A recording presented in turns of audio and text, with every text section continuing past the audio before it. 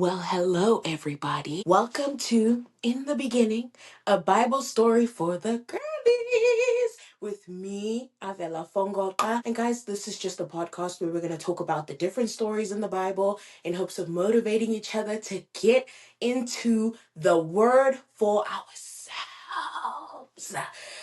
I guess this would be considered season 2. Moving on, we're out of Genesis. We're in Exodus now. We're in it. I'm talking about in it, okay?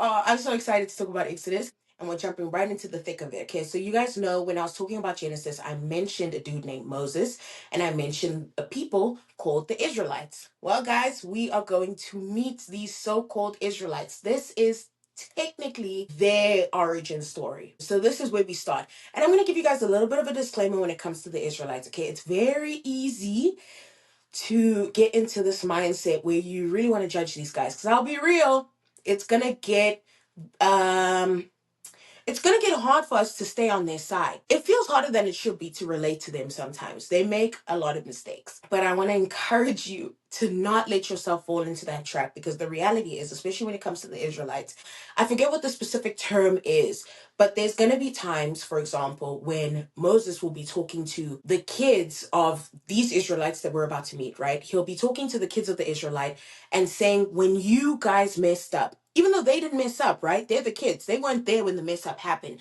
He's talking about their fathers, but he says you as if he's talking to the fathers, right? Because it's not their mess up, it's our mess up. When we got grafted into this whole thing, their mess up became our mess up. And so sometimes when the Bible's talking about you foolish Israelites, really it's pointing at us and saying, you foolish Israelites, right? And so don't get so caught up in being like, man, these guys are kind of crazy. Because these guys are, in fact, they're our problem now too. I'm talking about in it. We're in it, okay? So yeah, let's get into it, guys. Where we find ourselves in today's story. Pretty much Jacob. At this point, if I say a name and that name isn't registering, you just have to go back. I can't explain who Jacob is. I can't. Jacob and his kids, his many kids, they have just moved to Egypt. Now remember, Joseph was in Egypt and it was this whole thing. Now they're all in Egypt. Remember, God told Jacob that, just so you know, your descendants are going to go through like a 400-year period of, hardship, of slavery. We are in that 400-year period. Joseph is dead, his brothers are dead, Jacob is dead.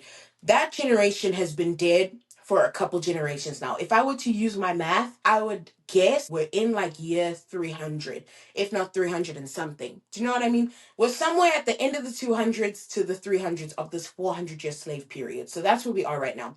And the Bible specifically says the Pharaoh at that time didn't care about Joseph. Like, he didn't really know Joseph the way that the other Pharaoh knew him. He had no like love for him the way the other Pharaoh would know him. There was no relationship. It's been that long of a time that the name Joseph wasn't really carrying that much weight. And so this specific power in Egypt pretty much is just classic tale of xenophobia is what happens here. He looks around and he's like, there's a lot of Hebrews around us, because they were multiplying like bunnies, okay? Like, they could not be stopped. They were working. They were numerous. They just kept popping their babies out. And he's looking around and he's like, they're really great in number. We could have a problem in our hands if they decided to like partner with our enemies and try to overthrow us one day. So we kind of need to do something about this. And he starts to deploy strategies. He starts throwing out strategies to try and hinder the number of the Hebrews and to just hinder them in general as a people. But they all keep backfiring on him. And the first thing that he says is, let's give them a lot of work. It's just tough labor. When you think it's tough, double it, double it. Like, he starts asking for the most from these Israelites, basically trying to get them to be so tired and so overworked that they won't have, one, the energy to keep making babies, or two, the energy to ever rise up and try to like take over the Egyptian government. Which in theory should have worked, but what is theory where God is involved? You know what I mean? And so it doesn't work, and the Egyptians just keep getting more and more numerous, which I guess if you really think about it, makes a little bit of sense, because like, imagine these guys are going to work and they're so stressed out, and they're being so mistreated at work, that maybe they really were just finding comfort in like the arms of their lovers at home, which then leads to babies. Do you know what I mean? Like, I don't know why it worked out for them, but they did just keep having more kids, so that doesn't work. So when this king sees that, like, okay, that plan didn't work out, he then says, when these Hebrew women give birth, he told the midwives, the Hebrew midwives, if it's a son, you need to kill the son. If it's a daughter, you can let the daughter live. But these Hebrew women, the midwives, they had a fear of God too. So they didn't really want to kill a baby or get involved with whatever this is that's going on. So they would lie to the king and they would say, you know what, like these Hebrew women are built different. By the time we get there to help them with the delivery, the baby's already out. Like there's nothing we can do. We can't really kill it. Like they're just built different. They're different. We can't do anything. I'm so sorry. And God sees them do this and he's like, you know what? And he blesses these midwives with their own families because they had a fear of the Lord. And so that backfires too. They're still having kids. It's not working out for the king. So then he says, all right, all the Hebrew people, if you have a daughter, cool. Stay with your daughter. Love that for you. But if you have a son, you need to throw the newborn son into the Nile River. So this is the first time we see the theme of like, I think it's like pronounced infanticide, which is basically pretty much the genocide equivalent of just infants because he's just targeting boys. Now you might be wondering why specifically boys? Because boys carry the seed, right? As much as the woman will be the one who carries the child, you know, you need the seed for the child. Do you get what I mean? And so the quickest way to just get to that is to just be like, no, no more men. Now enter this Levite woman, and a descendant of Levi, who was one of Joseph's brothers. She has a son, and she tries to hide the son for as long as she can. But when he gets to a specific age, she's like, all right, I can't really keep him. So she puts him in a basket that she like lines with tar and everything so that he wouldn't just drown. She puts him in a basket and she pretty much sets him on like the side of this river. And I guess she lets the current take him. So the boy goes on his way, this little infant boy. And the sister of this infant boy is watching this basket as it's like flowing along the river. She's like watching this whole thing happen. Now, the daughter of the Pharaoh, she sees this basket and she's like, somebody bring me this basket. So they bring her the basket and she sees that there's a baby inside. Now, the sister of this baby, the one that I said was watching the basket this whole time, she then comes to the Pharaoh's daughter and she's like, do you want me to go get a Hebrew woman who can nurse this child for you? And she's like, yeah, that's a great idea. So the sister of the baby then goes and calls the mother of the baby. And she's like, come and nurse this child, who's literally her son. And she knows that, right? Now, this woman, this mom, gets to be paid to just nurse her son, right? And not only that, this son, once he's done being nursed by the Hebrew mom, she then has to give him to Pharaoh's daughter, and Pharaoh's daughter adopts this baby and names him Moses. So Moses' mom gets paid to nurse Moses, but now Moses is a little older and has to go back to the Pharaoh's daughter who then adopts him. Moses pretty much grows up like an Egyptian. He gets an education, which the other Hebrews, the Israelites, they wouldn't have gotten because they're out being slaves and working all day. They wouldn't have gotten an education. Moses learns how to read and how to write from the very people that are oppressing his people and the very people that wanted him dead. And it's important to know that because this is why Moses then becomes the person that God uses to be like, hey, go ahead and write Genesis, write Exodus, and pretty much the whole of Torah. Because he would have really have been one of few, if not the only Israelite who could have done it. Like literally who could have done it. Moses, I want you guys to know something, keeping in mind that he's writing this story.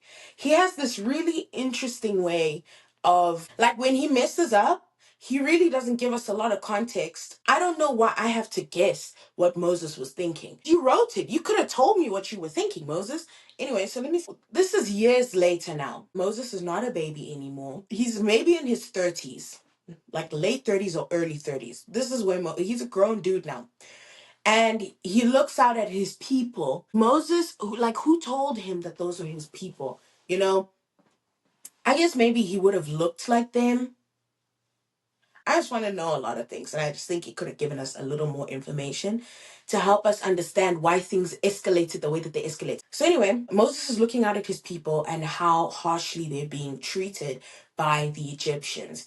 And so he sees this Egyptian like striking one of the Israelites, and he gets angry, and so he like hits the Egyptian and pretty much kills him. He kills the Egyptian man and then like hides the body, right? Again, I'm not really hating on him. I'm not hating on him for that part. I just really, that's kind of wild that it escalated, right? I just wish I knew a little more about, maybe the tension in the house when he was still being raised. So that happens, and he hides the fact that he's murdered this person. The next day, he went out and saw two Israelites fighting with each other. Now, Mr.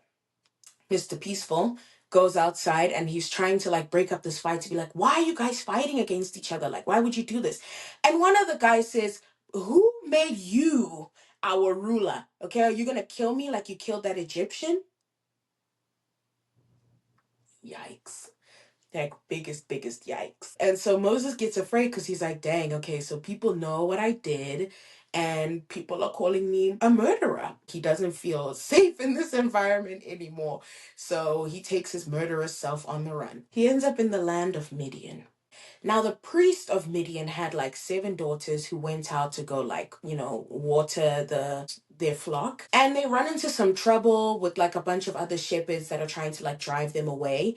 And Moses sees this. I don't know. Moses is just really, I think he just has an issue. Here's my thing with Moses. I think in Xhosa we would say tandizinto. In Spanish you would say mete la cuchara donde no debe. In English you would say he likes things. Like he puts himself in places where it's like, what are you doing there? Like when he killed the Egyptian, what was he doing there? Even the fight between the two Israelite men, what were you doing there? Like the guy, I'm sorry, what he said to him was rude. Like it was rude. But like, let's be honest, where does he come in? Like, where did you even come from? Where'd you come from? What are you even doing here? Again, I'm not really hating on Moses. I really do like Moses. I'm just saying because something else is coming up where even God knows. Anyway, let's continue. So he involves himself, which was right in this case because you know what? These were some girls and they were being bullied. So yeah, like I'm just noticing a pattern in his like character. I'm just saying. So pretty much the girls come back and they go tell this priest, their dad, like, oh my goodness, there was this brave man, like this brave Egyptian, and he like rescued us and he was so hunky and so cute. I don't know if they said that, but whatever they say, this Midian priest is like, well, why don't you guys just go get that man and invite him for dinner? And he pretty much gives one of his daughters to Moses to marry. This daughter's name is Zipporah. Remember her name. She doesn't do a lot, but she does do some significant stuff. So put some respect to my girl Zipporah's name, okay? So he marries a woman named Zipporah. He has kids with Zipporah, and he's living out in this wilderness where he ran away. He's living in the Midian, and he's there for like 40 years, pretty much. Like he's there for a while. 40 years seems to be God's favorite number when it comes to wildernesses. That's all I'm going to say. So he's out there for 40 years with Zipporah and Zipporah's family and his kids that he's got out there. And one day, Moses is out. He was like shepherding the flocks and he sees this burning bush. And it looks like this bush isn't being consumed by the fire. Like it's on fire, but it's not really burning. Now, what did I just tell you about Moses? Moses likes things. He is a curious man. And God knows this about Moses, which is probably why he used something like that to get Moses' attention. Because it does say, once God saw that Moses came to the thing, da da da da da. And I'm saying that because I think to some people, that's not the tactic God would have used. If I see a burning bush, it could be blue. I'm not going close to it, but it works on Moses. Why? Because Moses likes things. Anyway, Moses goes to this burning bush to go check out what's going on because it's a burning bush that's not burning. So God is like, Moses. And Moses is like, here I am, Lord. And God says, don't come any closer, Moses. Why? Because Moses likes things. So he probably was going to come closer. So God had to say that. I'm telling you guys. Like, I'm actually quoting the Bible right now. The Bible says that God told him, don't come any closer, which tells me Moses was probably gonna go closer. Like he probably would have touched the bush if it was up to him. Anyway, he says, take off your shoes because this is holy ground, Moses. So Moses takes off his shoes. God says, I've seen the suffering of my people, and I want to bring them to a land flowing with milk and honey, the land of the Canaanites, the Perizzites, the the Hittites. He says, Moses, I'm going to send you to go and speak to the Pharaoh so that you can get my people. I want to rescue my people, and I'm sending you, Moses. And Moses is like, why? Who am I? Specifically, he's just saying, like, why me? Why should, like, who am I that I should go and get the Israelites out of Egypt? And God's like, he says, I'll be with you, and this will be your sign because you guys will come back to this very place to worship. And then Moses is like, okay, but when I go to the Israelites, who should I say sent me? Right? Which I don't like that some translations say, okay, I'm not studied enough to bring this complaint forward to anybody. It's just me personally. They say Moses protests to God and says, but who should I say is sending me? I don't think he's protesting. I think he's just asking. He's being so real right now. Who should I say sent me?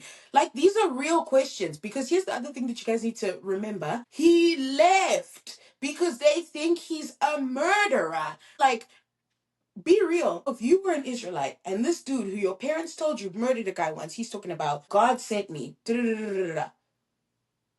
Who said, what are you talking about right now? So I think he's just getting a whole bunch of questions out of the way because I think he wants to get on the same page. I don't think he's protesting. He will protest. He will protest soon. But I think at this point, Moses is just asking questions. He's a curious man. Anyway, he's like, who should I say sent me? Very valid question, because I can't say the bush. God says, tell them I am who I am, or I am that I am. This one depends on your translation, but pretty much tell them I am sent you, which is really interesting. Did you know?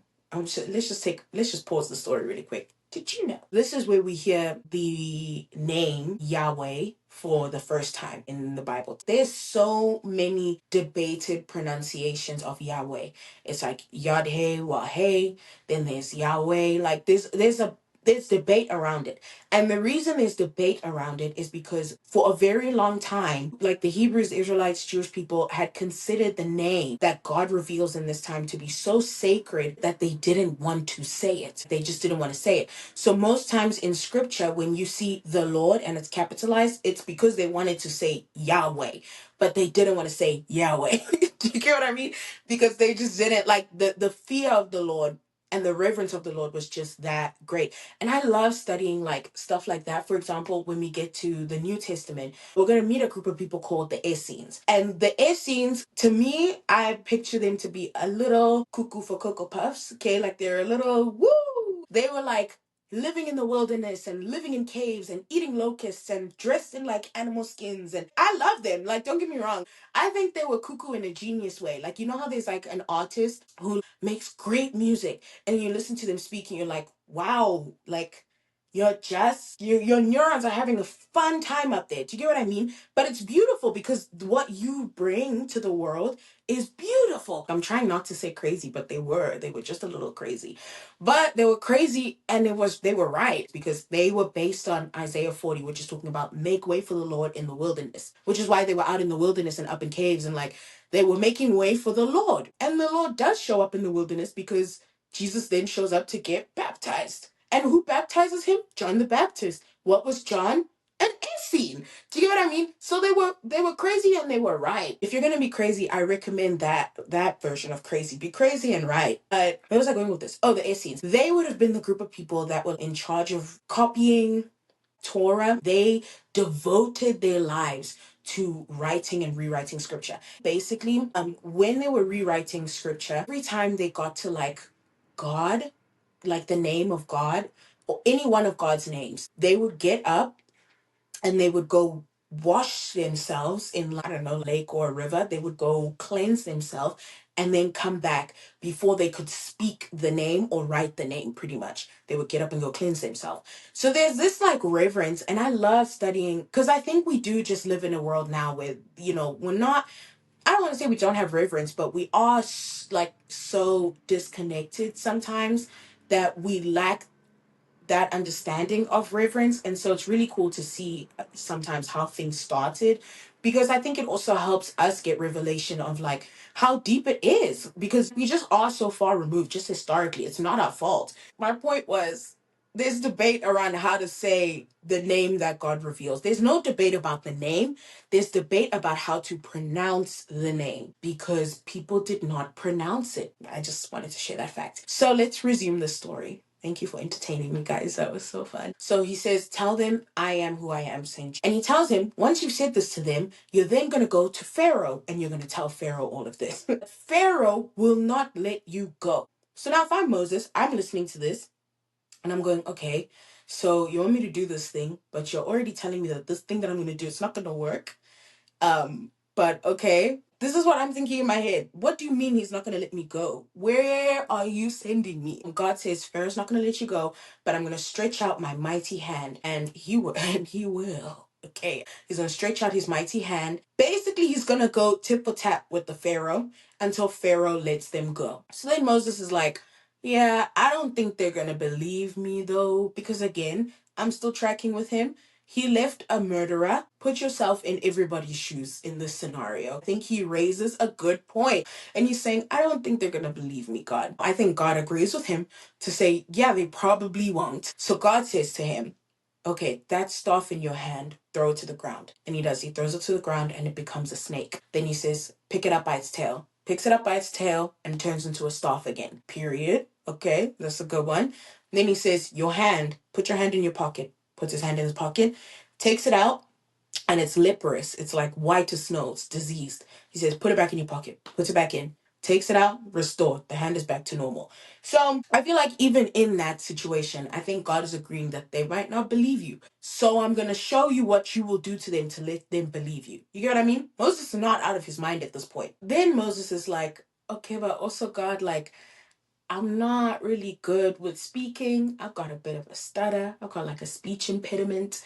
And this sounds like a lot of speaking. So maybe, maybe you've got the wrong guy. Maybe I'm not the one. And God responds to him, not by being like, Moses, don't you even worry. You are perfect just the way you are. No, God responds to him by saying, who made your mouth? This mouth that you're presenting to me as a problem, who made that mouth? Who makes a person mute? Who makes a person deaf?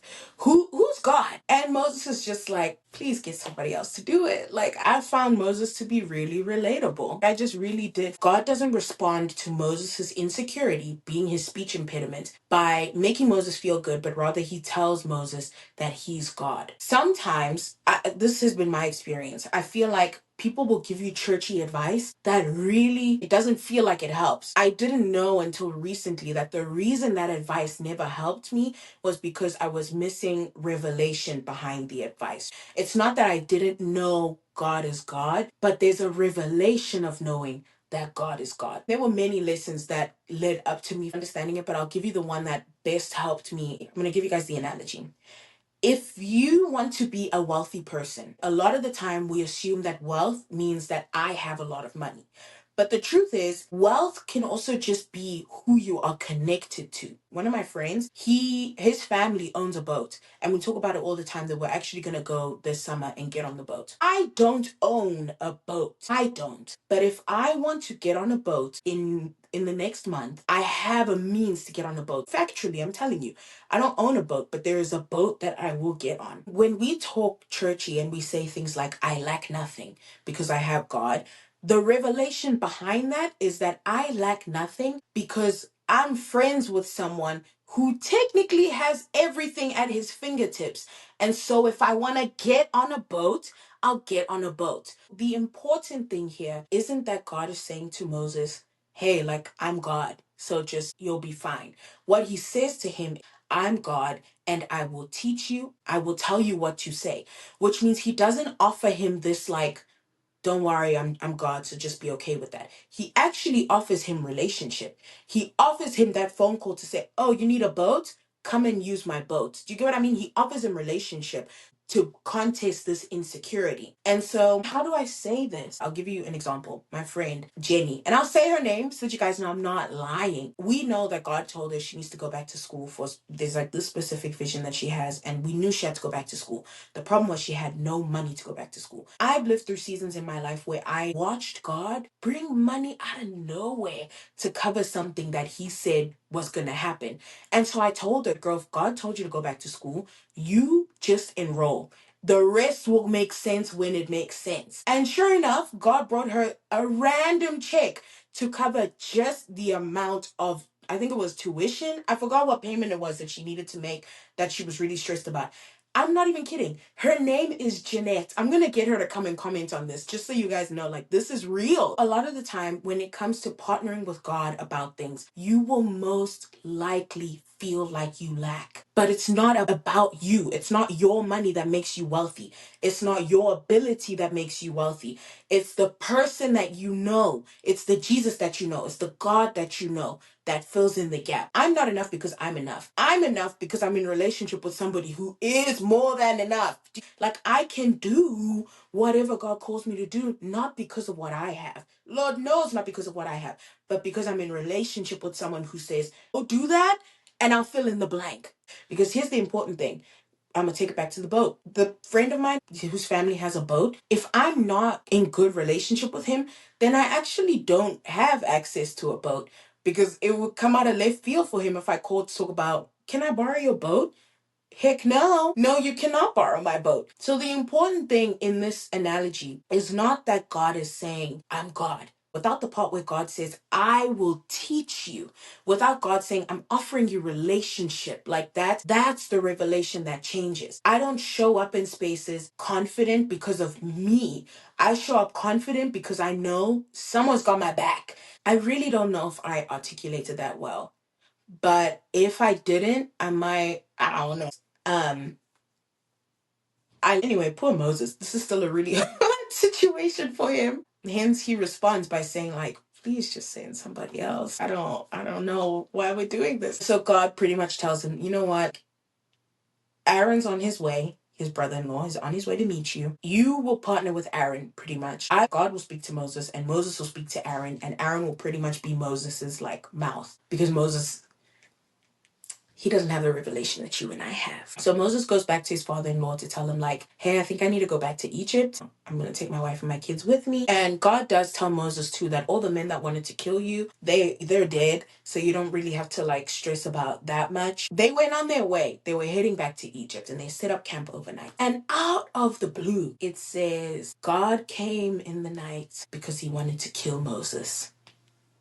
That's all we got. When I tell you, this is literally the jump. There's nothing that leads us to this. It literally goes from God talking to Moses, talking about, don't be afraid to go back to Egypt because everybody that wanted to kill you is dead. So go with Aaron. This is what you're going to say to Pharaoh. Let the Israelites go because they are my firstborn son. In the middle of the night, God wanted to kill Moses. That's literally what happens. Like, I'm not even being dramatic. He doesn't explain anything to us. And I imagine it's because this is also maybe a little embarrassing for Moses. This is true story, okay? And I think he just, I don't know, I wasn't up there. I wasn't up there when they were writing. Point is, he doesn't give us context. All we know is we go from them having a conversation to just boom, in the middle of the night, God wanted to kill Moses. And Zipporah, okay, our little baddie, his wife, she discerns what's going on. We haven't. We don't know what's going on. She discerns what's going on. And she takes a flint knife and circumcises their son and takes the piece that she has cut off and touches Moses' feet with it and says, you are a bridegroom of blood to me. So God lets Moses live.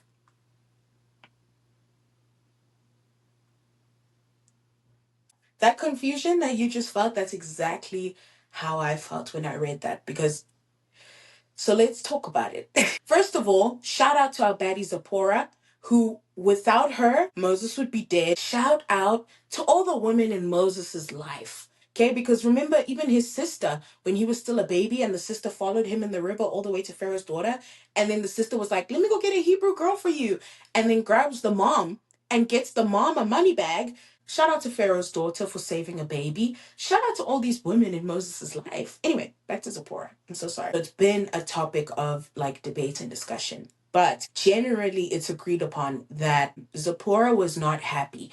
The Hebrew phrase that she uses that is then translated to us as you are a bridegroom of blood to me.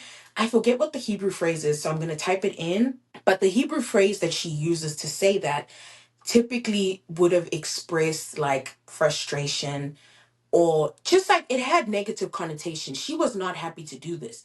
And I need you guys to also understand she is a Midianite woman. She's not Hebrew. So even this idea of circumcision it was probably, I don't want to say disgusting to her, but like, let's also be really real about the situation, right? A flint knife is a stone that basically becomes a knife. They make a stone a knife. So I need you guys to understand this probably wasn't like a clean, it was, she probably had to, you know what I mean? So she's like traumatized. This poor girl is traumatized. She had to do a job that Moses should have done. And I think that's why God was probably trying to kill Moses, because Moses was disobedient in not circumcising his son. And look, man, like, if you are called to lead, it's almost like if you think about children, the oldest child usually is held to a bit of a different standard to the rest of the kids. So they're typically stricter with the older child sometimes. And I think that's what is going on with Moses. God is also just already going through a lot with Moses. Moses is like, I don't want to say he's doubtful, but the fact that he was already going through this insecurity thing of like, God, can't you send somebody else? And now you're also disobeying the fact that you were supposed to circumcise your son. We don't know what Moses' heart posture probably was, but I think God knew that if that son wasn't circumcised, it meant that Moses' heart wasn't actually going to be fully of use to him for what he needed. If I were to say anything, I know we just spoke about how much Moses is going through with this whole thing, but I want to encourage you guys to give God your yes. I really think one of the best things that you can do for your walk with God is to get to a place where it stops being so much about you that it then becomes about you being a part of the body, like being a part of the church. And we've been talking about it on Instagram, saying go back to church and stuff. But I really want to encourage you guys to serve at church, mainly because if I'm being really honest with you, there were things that I really only learned because I started serving. When you let the Lord use you, you start to discover like your actual heart posture. And I think that's what happened when you think about Moses, for example. Like, um, it's not funny. It's just not funny. But he just went through so much in just 4 chapters.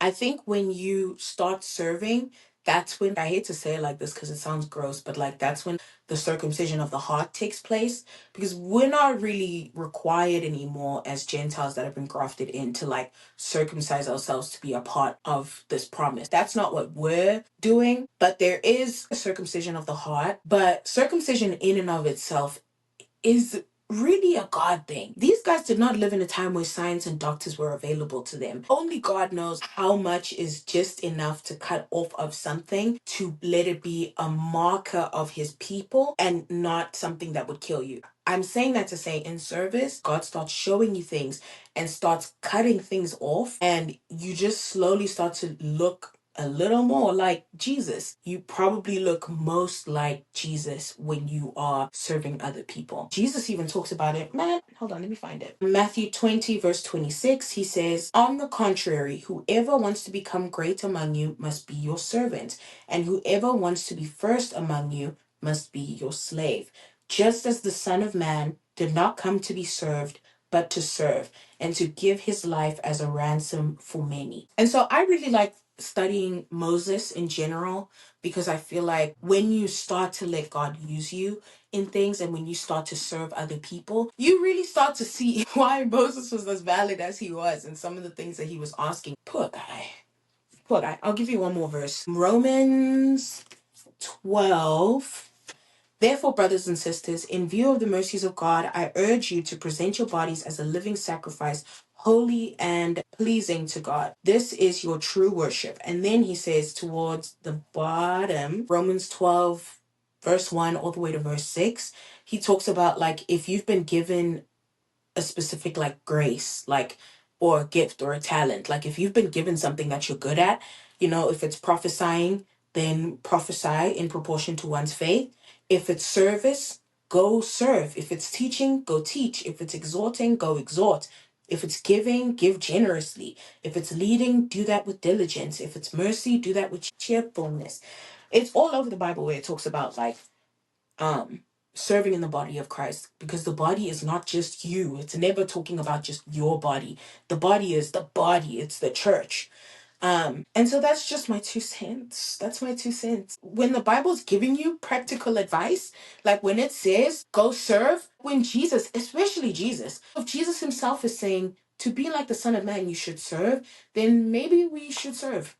You know what I mean? I think I've said a lot today. So I'm gonna stop talking. I love you guys so much, and I'm very excited for this season. You would think by now I would know how to end these episodes. I don't know what to say. May the Lord bless and keep you. I'll see you guys in the next episode. You're reading Exodus chapter 1 to chapter 4. And if you want to read about serving, we just read Romans 12. You can also read First Corinthians, maybe like it's either First Corinthians 12 or First Corinthians 22.